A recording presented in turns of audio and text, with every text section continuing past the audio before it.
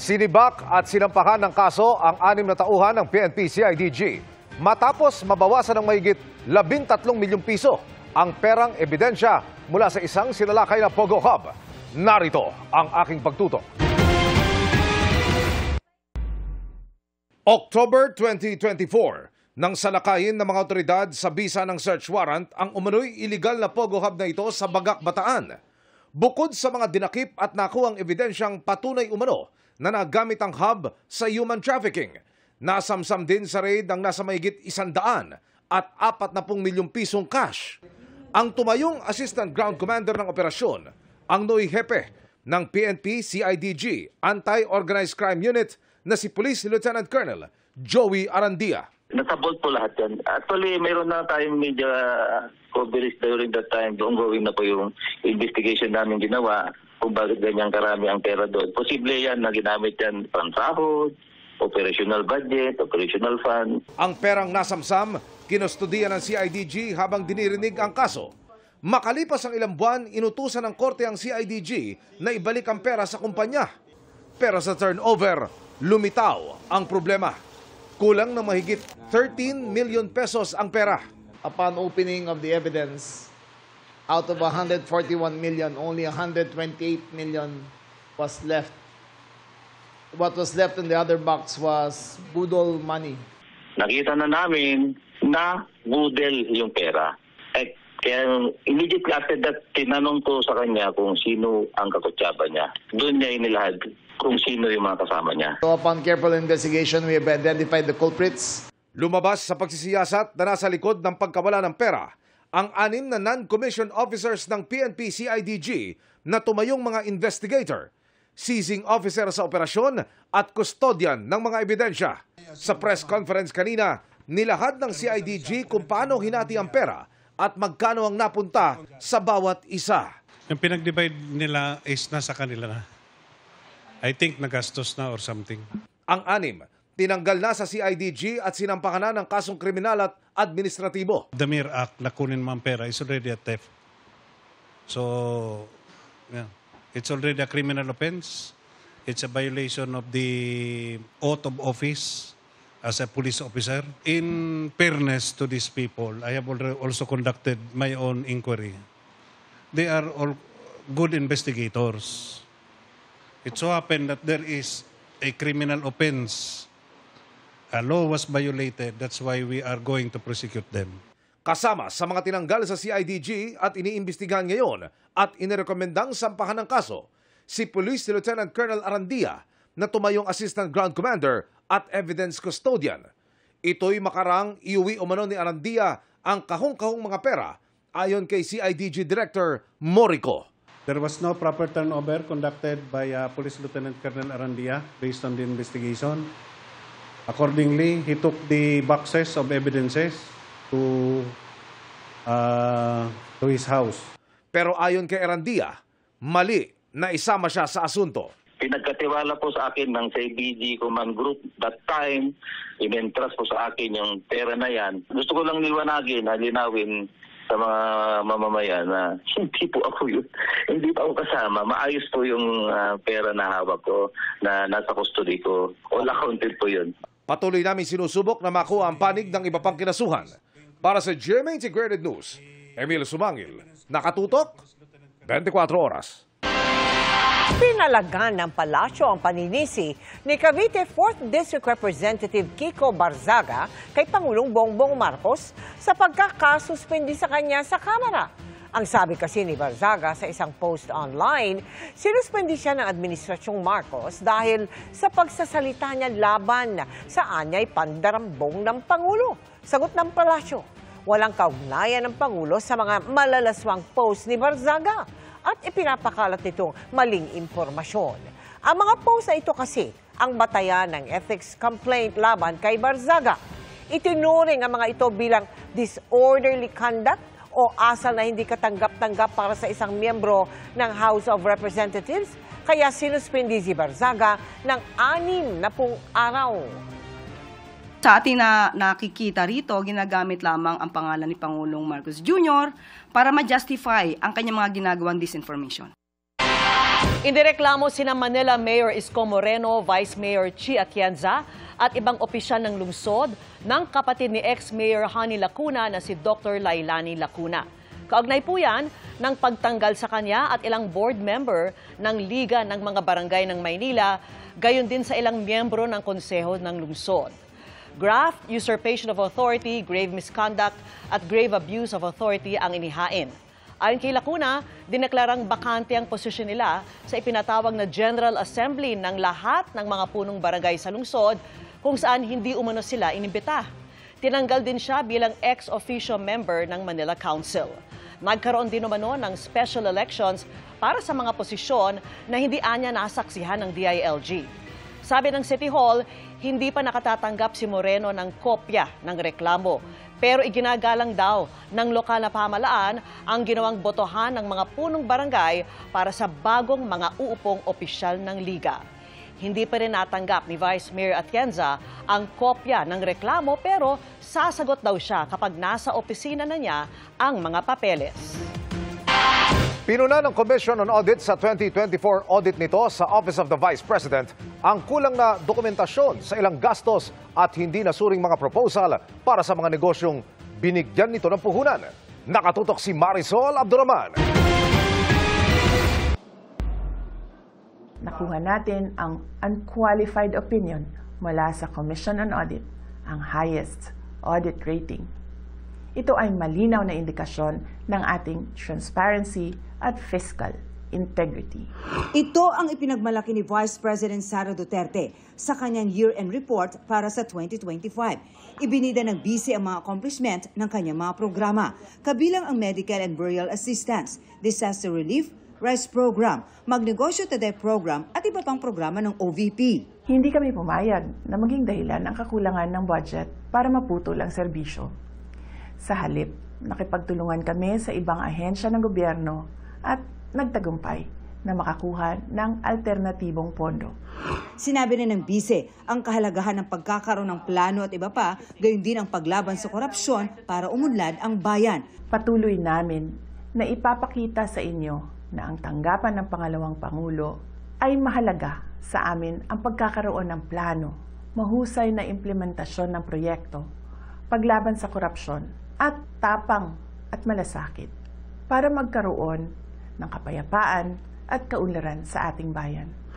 Sa COA audit sa Office of the Vice President para sa taong 2024, nakalagay nga na nagbigay ng unmodified opinion ng COA sa presentasyon ng finance statement ng OVP. Dati nang sinabi ng COA na ang ibig sabihin nito na sunod ang lahat ng alituntunin sa paghahanda ng financial statements. Pero nilinaw ng COA na ang audit opinion ay hindi dapat ituring na rating, score o grado na may lowest to highest. May mga pinuna nga ang COA sa 2024 audit report sa OVP. Isa na rito ang mababang fund utilization o paggamit ng pondo ng OVP. Mula raw kasi sa mahigit 89% na utilization rate noong 2022, bumaba ito sa mahigit 85% noong 2023 at lalo pang bumaba sa mahigit 73% noong nakaraang taon. Sa mahigit 2 billion pesos kasi na pondong pwede nilang gastusin, mahigit 1.5 billion lang ang nagamit noong 2024. Sabi sa ulat ng COA, dahil daw dito, maaaring maapektuhan ang epektibong paghahati ng programa at serbisyo ng OVP. Sumang-ayon naman daw ang OVP sa rekomendasyon ng COA na ayusin ang pagplano at pagpapatupad ng kanilang budget. May kakulangan din daw sa dokumentasyon ng distribution ng mga welfare goods na nagkakahalaga ng mahigit 110 million pesos. Hindi raw kasi nagsumiti ng beripikadong master list ng mga benepisyaryo, situation reports at mission order. Ang situation report ay patunay na may nangyaring sakuna o kalamidad na basihan para naman sa mission order, habang ang master list ay basihan para sa paghahanda kung gaano karami ang mga welfare goods na ipamamahagi. Ayon sa COA, pumayag naman ng OVP na i-review ang kanilang policy manual para matiyak ang pagsusumite ng kumpletong dokumentasyon. Pinuna rin ng COA ang anilay kakulangan ng malinaw na alintuntunin at proseso sa pagtanggap ng mga donations in kind, inventory management at pagsusumite ng mga report ukol dito. Sabi ng COA, sumang-ayon din ang OVP na rebisahin ang mga alituntunin upang makasunod sa accounting rules and regulations. Sinita rin ng COA ang Magnegosyo Taday o MTD program ng OVP. Layo ng MTD na magbigay ng cash grant upang magbigay ng puhunan sa negosyo sa mga kababaihan, kabataan, mga miyembro ng LGBTQ+ at iba pang sektor. Sabi ng COA, hindi raw nasuri ng DTI at PDIC ang feasibility at viability ng project proposals ng halos 140 na beneficiaries na nakakuha ng kabuang mahigit 3.4 million pesos na pondo. Hindi rin daw nila binisita para i-monitor ang karamihan sa mga benepisyaryo.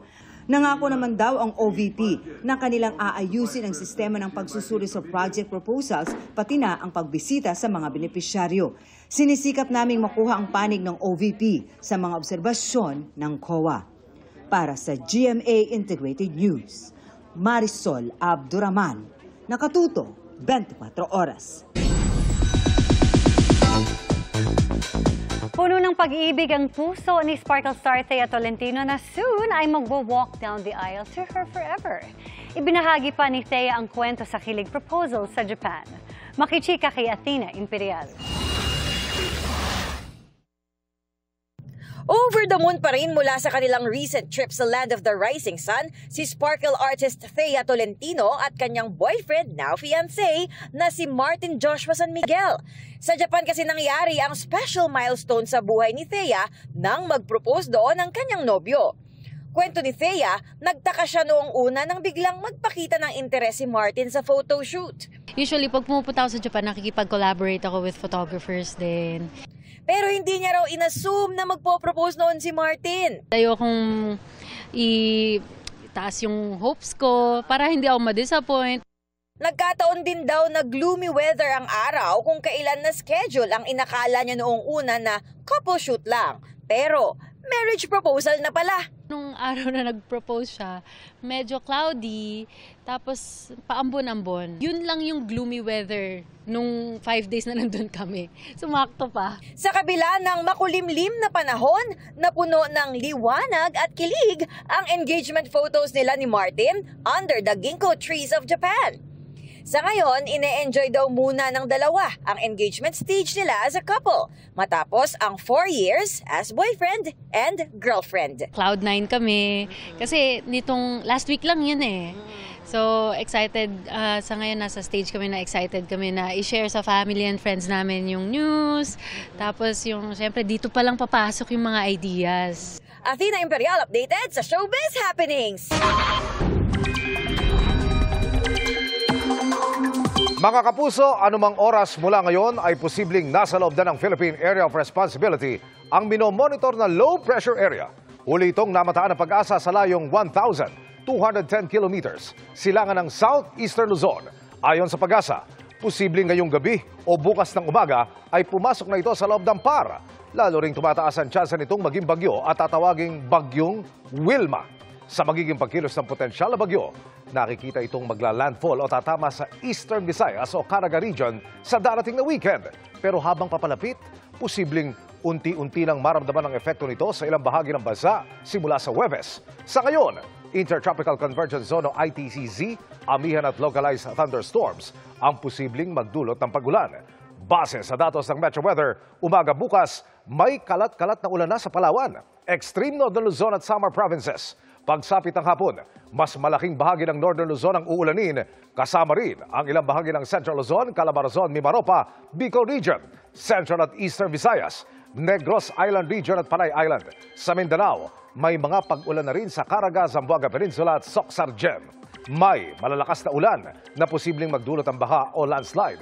Dito naman sa Metro Manila, hindi pa rin inaalis ang tsansa ng localized thunderstorms.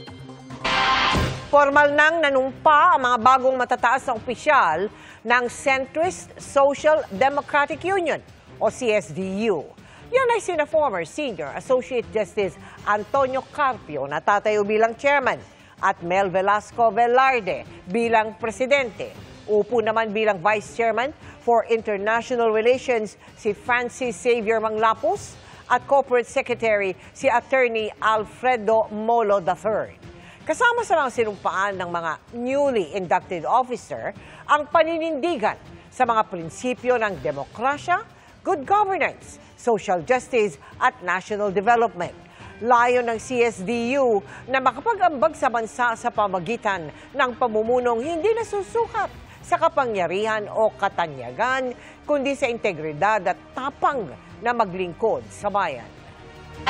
Pinuna ng isang senador sa pagtalakay ng panukalang national budget ang hindi umunong pagpasok sa committee report ng mga napag-usapang amendment o pagbabago. May mga amendment din umanong hindi alam kung sino ang nagpasok. Nakatutok live si Rafi Tima. Rafi.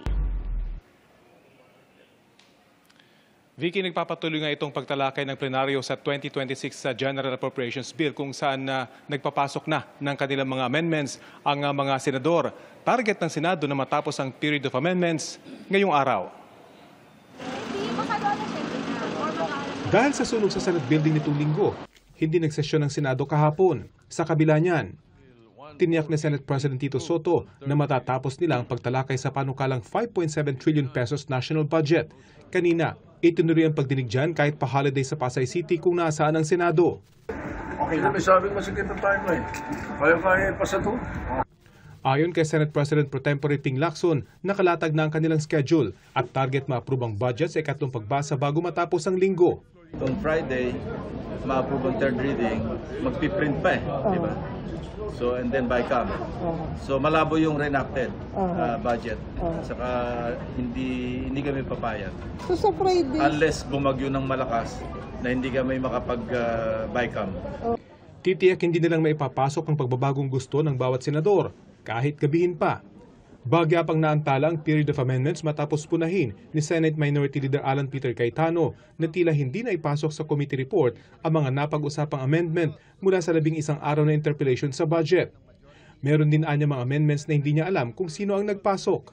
If we're going to say full transparency, wouldn't it be fair that malaman natin? Kasi like ako, ni isa dito, wala akong amendment. All amendments by the committee will come in the form of the committee report. So the succeeding, ito pong ginawa natin naman sa plenary, kung meron pang mga iba pang amendments, it will come in the form of individual amendment. Sa isang panayam, sinabi ni Cayetano na nais lang ng minorya na matiyak na transparent ang pagtalakay sa budget para sa susunod na taon. Ang packaging namin kanina ay kakulangan sa pag-consult nyo sa minority. Kasi ginawa nyo na lang eh. So syempre, wala naman bad faith to kay Chairman Win kasi mahirap yung trabaho niya at sama-sama. Kaya nga tinatanong ko sila kanina, budget ba to ng buong Senado o budget ba to ng majority?